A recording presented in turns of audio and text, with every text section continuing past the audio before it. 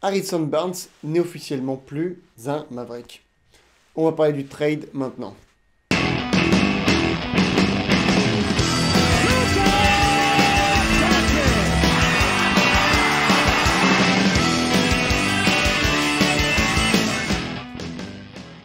Alors, on se remet un petit peu dans le contexte. Cette nuit, nous étions en train de jouer face aux Charlotte Hornets. Les Kings étaient en train de jouer de leur côté face aux Houston Rockets. Et on a reçu la notification pendant le match, justement, c'est ce qui a fait beaucoup de bruit. Harrison Barnes est envoyé aux Sacramento Kings. Les Kings envoient, eux, Zach Randolph et Justin Jackson à Dallas. C'est tout. Aucun pic de draft, pas d'envoi de cash ou ce genre de choses. Le deal est comme ça. 2 joueurs d'un côté, 1 joueur de l'autre. Et c'est tout. Donc évidemment, ça fait beaucoup de bruit parce que les joueurs ont été tradés alors qu'ils jouaient. Donc on a eu cette impression en fait que Barnes l'a appris pendant le match.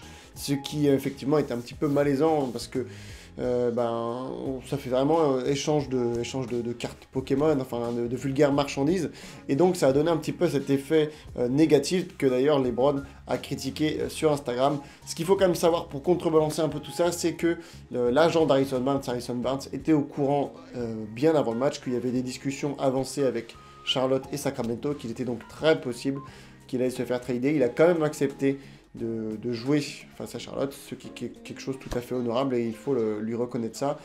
Barnes a été quelqu'un de professionnel jusqu'au bout. Donc ce trade il est intéressant pour les deux parties. Tout d'abord les Kings, je vais pas rentrer dans les détails, c'est pas mon domaine, mais ils avaient besoin de quelqu'un sur l'aile, de quelqu'un d'expérimenté, et en la personne de Barnes qui est un champion NBA, quelqu'un qui est habitué à jouer de nombreuses minutes par match et qui a de l'expérience dans cette ligue, ils vont trouver cette personne-là. On lui souhaite évidemment tout le meilleur du monde à Barnes. C'est quelqu'un qui a été très professionnel avec Dallas pendant les 2 années et demie où il aura été là. Il a quasiment jamais été blessé, il a répondu présent à tous les matchs, il n'a jamais été compliqué à coacher, il n'a jamais fait de caprice, il a toujours été très impliqué dans la communauté, il a donné beaucoup de son temps, de son argent pour aider les plus démunis. Donc bref, Barnes, c'est vraiment quelqu'un, un homme en or, et c'est pour ça qu'on lui souhaite le meilleur. Il retrouve d'ailleurs Yogi Ferrell, qui est un ancien coéquipier de Dallas aux Kings. Et si on n'arrive pas à aller en playoff, évidemment, nous autres Mavs, on espère que ce sera les Kings qui iront en playoff, parce que c'est une équipe vraiment sympa à regarder, qui se développe pas mal cette année. Et avec Barnes et Yogi, on suivra ça de près si nous, on ne peut pas aller en playoff, évidemment. De notre côté, Barnes ne s'inscrivait plus trop dans ce projet depuis qu'il y a Luka Doncic qui est arrivé. Il s'inscrivait plus trop dans ce projet où on avait envie d'avoir un joueur comme lui qu'on paye cher. On s'est aperçu que Dorian Finney-Smith, il répondait des fois, il était bien plus complémentaire avec Luka, à prendre moins de shoot mais être meilleur en défense, plus complémentaire au rebond notamment où c'est un monstre. Enfin bref, on s'est aperçu que voilà, c'était plus un fit excellent comme Dennis Smith d'ailleurs. Et on a pensé que voilà, c'était mieux de passer à autre chose, de l'envoyer. Donc on se débarrasse de Barnes. En retour, ce qu'on récupère, c'est pas le premier but du trade, vous vous en doutez. On va quand même en parler rapidement. Zach Randolph, c'est un contrat expirant, il va très probablement même pas jouer avec nous. Ces 11-12 millions de salaires seront effacés à l'été car il sera free agent. Et Justin Jackson, c'est un contrat rookie 15e tour de draft. 15e position du premier tour de draft. Donc il vaut très peu cher. Je vous mets le contrat, mais il vaut peu cher. Il est encore engagé 3 ans et la troisième année, c'est une team option. Donc on décidera si on l'active ou pas en fonction de ses résultats. Dans tous les cas, il coûte rien du tout. Donc c'est pas un problème pour nous. C'est du gagnant-gagnant.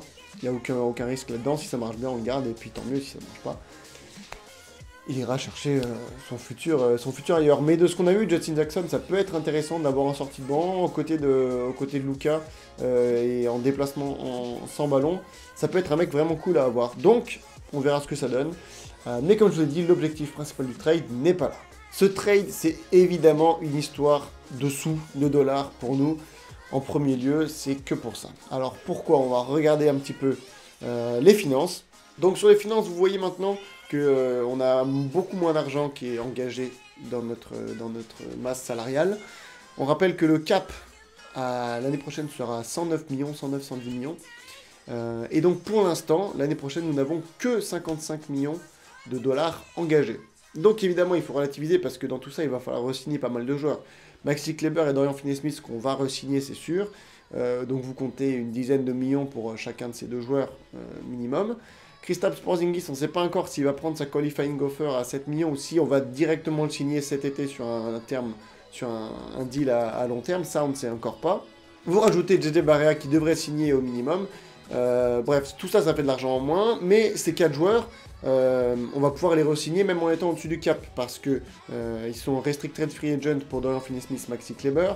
Pareil pour Kristaps, donc on peut aller au-dessus du cap, on a les bird rights de tous ces joueurs-là.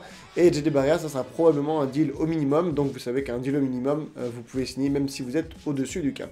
Donc l'important dans tout ça, quand on dit qu'on a que 55 millions de dollars garantis pour l'année prochaine, c'est que il va avoir beaucoup d'argent disponible pour faire venir un free agent qui n'est pas dans la team, quelqu'un dont on n'a pas les birds rights, donc quelqu'un dont on a besoin d'avoir de la place pour le signer. Et là on va l'avoir cette place, on risque d'avoir la place pour signer un contrat max pour un joueur vétéran autour de 6-7 ans d'expérience en NBA.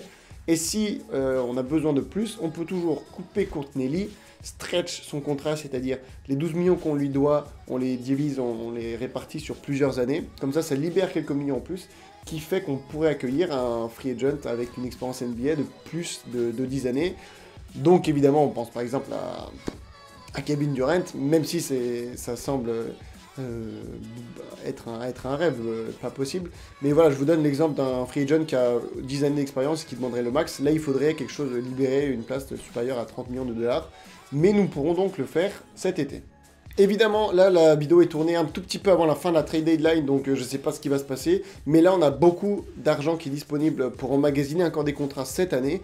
Donc il n'est pas impossible que des contrats expirants soient récupérés par les Mavericks en échange d'assets, c'est-à-dire de picks de draft ou des jeunes joueurs prometteurs. Donc ça sera à suivre, et probablement quand la vidéo sera en ligne, la trade deadline sera finie, donc on verra ce que ça donne.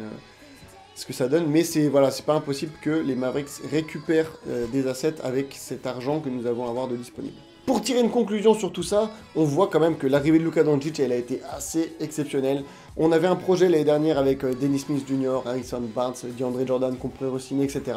Et le rookie, il est arrivé, il a posé ses engins sur la table. Et on voit qu'on va construire autour de lui, c'est un bien meilleur projet que celui qu'on avait avant, qui n'était pas si dégueulasse. Mais là, on a quand même quelque chose de très solide avec donc Luka Doncic, Porzingis. Et on veut bâtir autour de ce noyau de jeunes qui est assez prometteur. Donc on va essayer de re-signer Kleber, re-signer Finney-Smith. Et avec ça, on va pouvoir ajouter un free agent, un gros free agent l'été prochain, normalement. Et voilà, c'est quelqu'un qu'on va ajouter à ce noyau-là. Donc évidemment, il faudrait que ce ne soit pas quelqu'un qui ait trop la balle pour que Luka puisse quand même s'exprimer. Donc pourquoi pas un big man dans la raquette avec Porzingis, ou quelqu'un, un arrière plutôt en poste de catch and shooter. Bref, on verra, c'est pas le sujet de la vidéo. C'est pour vous dire que voilà, tout ça, tous ces chamboulements, en une semaine, on est quand même passé d'un 5 majeur avec, vous le connaissez, à maintenant, il reste plus que Luka Doncic. Tout ça, ça découle du fait que ce joueur-là est assez exceptionnel, il chamboule tout dans la franchise. Néanmoins, on ne peut que être satisfait de ce que fait le front office. En effet, si vous regardez ce qui s'est passé ces derniers temps, on voit qu'ils ont transformé une équipe où on avait Wesley Matthews, DeAndre Jordan, Dennis Smith, Harrison Barnes. On avait drafté Trae Young, bref, tout ça, ils l'ont changé, où maintenant on est une équipe avec Porzingis, Luka Doncic, beaucoup d'argent disponible cet été, alors qu'on n'était pas censé en avoir. Enfin, je pense qu'on peut remercier le front office pour tout le travail qu'ils ont fait ces derniers temps. Ça nous laisse un futur qui est vraiment ouvert, on va pouvoir avoir un choix divers de free agent, et on espère que des gros free agents auront envie de venir jouer avec Luka, avec Porzingis, et si c'est le cas, on pourrait dès l'année prochaine avoir une team compétitive qui soit prête à jouer les playoffs de manière poussée, pas seulement que pour une 8ème place, mais pour plus haut. Donc on l'espère évidemment. On n'oublie pas de remercier évidemment Harrison Barnes pour ce qu'il a fait pendant ces 2 dernières saisons et demie. Il a été un joueur important dans une période compliquée de notre franchise, où on n'a pas été en playoff, où on a perdu beaucoup de matchs. Il a fait le travail, il s'est jamais plaint, il a toujours été là comme je vous ai dit. Donc on remercie Harrison Barnes, on lui souhaite le meilleur avec les Kings pour la suite. Nous on va découvrir ce que Justin Jackson il nous réserve, est-ce que ça peut être une bonne surprise ou pas. Voir ce que les Mavs font à la trade deadline, est-ce qu'il va encore se passer des mouvements, même si ça en est déjà passé beaucoup. Dans tous les cas, on verra comment la saison va se finir. Le gros de tout ce projet, ça va se passer cet été, quand on va re-signer oui ou non Porzingis sur le long terme, si on va attirer un free agent, bref, plein de choses dont on ne connaît pas encore la réponse. mais on ne peut que être excité par le projet qui s'annonce à Dallas. Dans tous les cas, je vous dis à bientôt. Je pense qu'on va faire une session de questions-réponses pendant la pause du All-Star Break, parce que je vois pas mal de questions qui arrivent sur Twitter, donc comme ça je pourrais les développer, répondre à vos interrogations. J'espère que là vous y voyez déjà plus clair sur l'intérêt du trade de notre côté, les conséquences que ça emmène. Dans tous les cas, je vous souhaite une très bonne journée, une très bonne soirée. On se dit à très bientôt. Salut tout le monde.